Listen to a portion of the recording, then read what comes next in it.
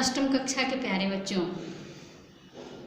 पुनः आज आपकी अपनी अर्चना मैम उपस्थित है आपके दूसरे पाठ को लेकर के। पहले पाठ का वीडियो कल हमने डाला था और आप लोगों ने उसे पसंद भी किया और आपकी ज़रूरतों की पूर्ति भी हुई और आपके ज्ञान का वर्धन हुआ, पाठ समझने में आसानी हुई। अब ये दूसरा पाठ जो आपके पाठ्य पुस्तक वृंदा से है, उसमें मैं पहले आपको बता दूं कि दूसरे पाठ का शीर्षक है गुलेल बाज लड़का।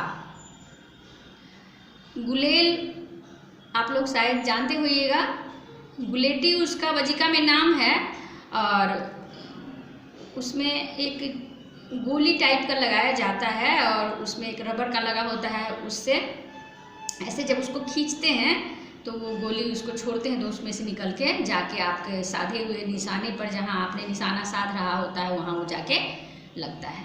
जो सच्चे निशानेबाज होते हैं उनके द्वारा वो बहुत ही अचूक हो जाया करता है और ठीक उसी बिंदु पर जाकर वह लगता है। इसमें गुलेलबाज लड़का जो बोधराज है वह है, वही कहिए तो इस कथा का नायक भी है, हीरो है। और इसके लेखक का नाम है भीष्म साहनी।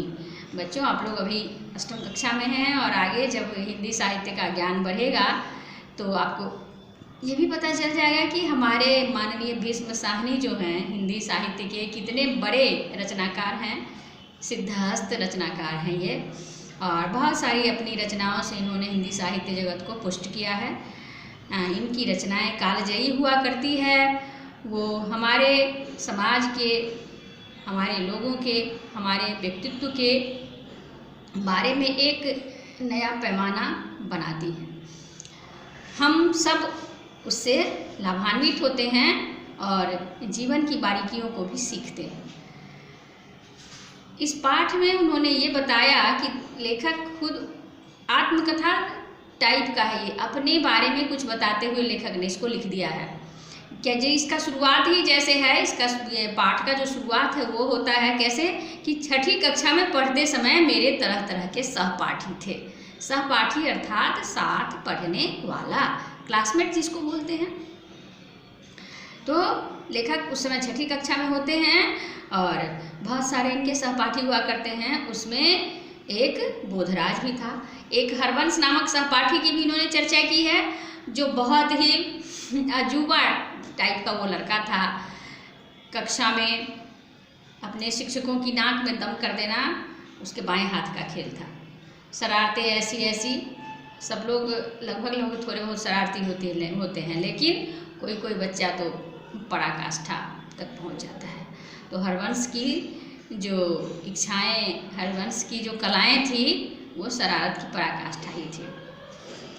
शिक्षकों को बुरी तरह से कहिए तो वो प्रताड़ित कर देता था अपनी क्रियाओं से, क्योंकि जब उसके टीचर्स उसको कुछ देते याद करने के लिए तो वो याद नहीं करता। जब उसे मार पड़ता तो वो कक्षा में अजीब हरकत करता, आप मेरे माई हो जी, आप मेरे बाप हो जी, दादा हो जी, परदादा हो जी, और वो चिपक जाता अपने शिक्षक से, ज़ोर ज़ोर से ऊंची आवाज़ में चिल्लाने लगता। तो बगल की कक्षा में जो शिक्षक होते थे वो दौड़ कर आते थे कि वो क्या गया, और शर्मा करके जो शिक्षक उसको सजा दे रहे होते थे वो छोड़ देते थे। तो ये हुआ हरवंश की बात। लेकिन बोधराज जो इनकी कक्षा का सहपाठी था वो एक नंबर का जालिम और क्रूर लड़का था। पक्षियों के घोंसले से अंडे निकाल लेना, तितलियों के पंख तोड़कर फेंक देना, तितलियों को पिन लगाकर अपने जेब पर खोस लेना, कॉपी में लगा लेना। उसके जो फाँक हुआ करते थे, तितली के फाँक जो उसमें धागा बांधकर उसको उड़ाते रहना, ये सब बहुत सारी उसकी अजीब हरकतें होती थी। पेड़ पर चढ़कर वह घोंसले से अंडे निकाल कर करता रहता था, जेब में अंडा चिड़िया का बच्चा लेकर वो घूमता रहता था।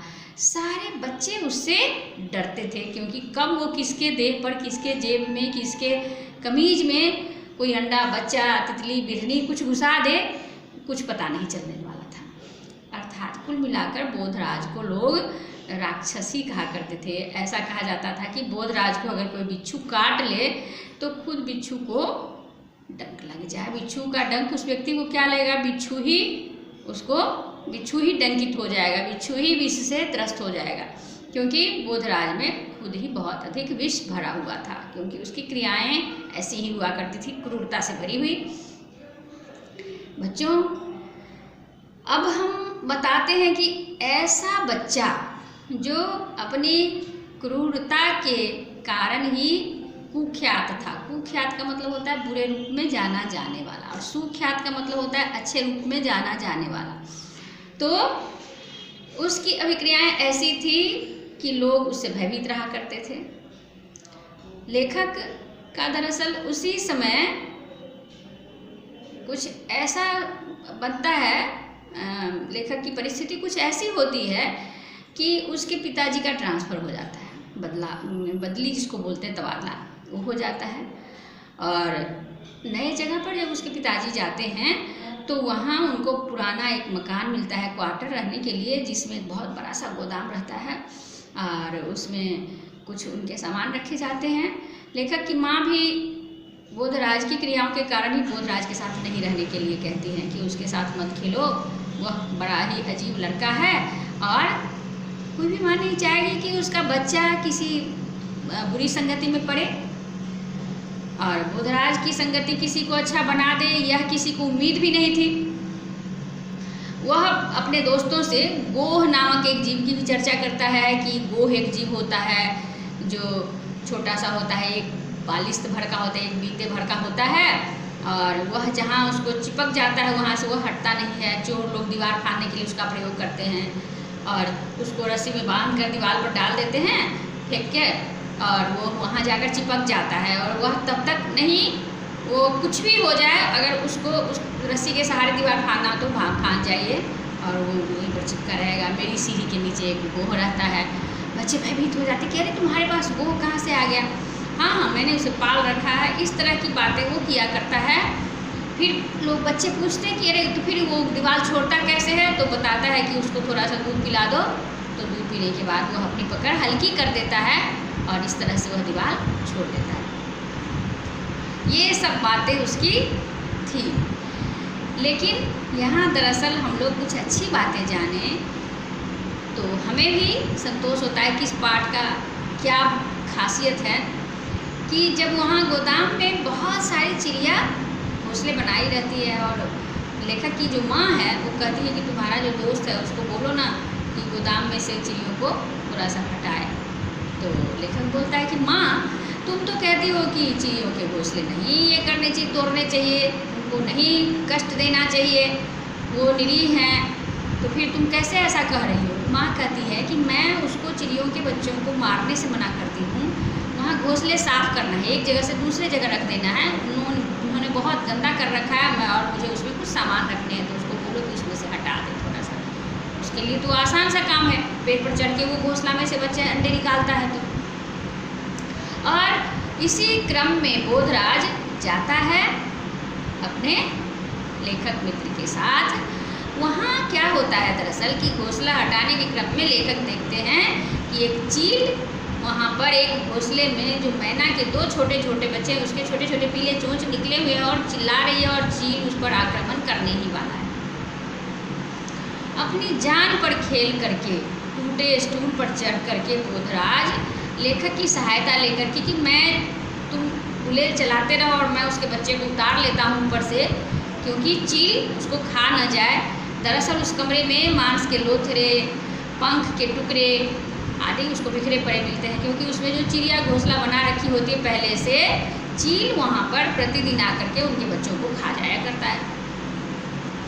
जब ऐसी स्थिति वो देखता है, उसको पता होता है चिड़िया लोगों के विषय में, उसको पूरी जानकारी होती है बोधराज को, तो वह क्या करता है कि देखता है कि यहाँ तो चील उस पर आक्रमण करके उस बच्चे को मार डालेगा, तो उसके मन में एक ममत्व उमड़ता है और पूरी तरह से लेखक की सहायता लेकर के वह अपनी जान पर खेल करके चील के बच्चे को उतार लेता है और ले जा करके उसको दूसरी जगह पे स्थापित कर देता है, मतलब रख देता है, सुरक्षित जगह पे रख देता है। देखता है कि बच्चे बोलते बोलते, भय से बोलते बोलते उसके कंठ सूख रहे हैं प्यास के मारे, उसी समय लेखक को बोलता है कि लाओ थोड़ा पानी, और अपने हाथों से, लेखक तो अनजान रहते हैं, उनको नहीं पता होता है कि चिड़िया को कैसे पालना है, क्या करना है। तो बच्चों वह खुद उस समय उसको अपने हाथ से पानी पिलाता है और थोड़ा दाना खिलाता है और उसको चील से बिल्कुल सुरक्षित कर देता है।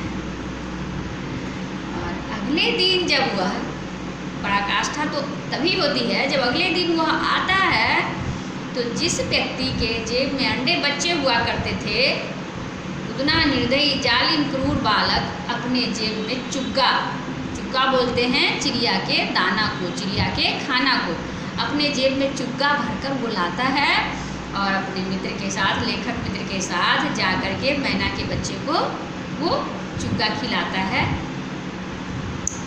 और उसका हृदय परिवर्तन हो जाता है बच्चों। दरअसल उस जालिम बच्चे का हृदय परिवर्तन हो जाता है और उसके अंदर चिड़िया के प्रति महत्व की भावना जगती है।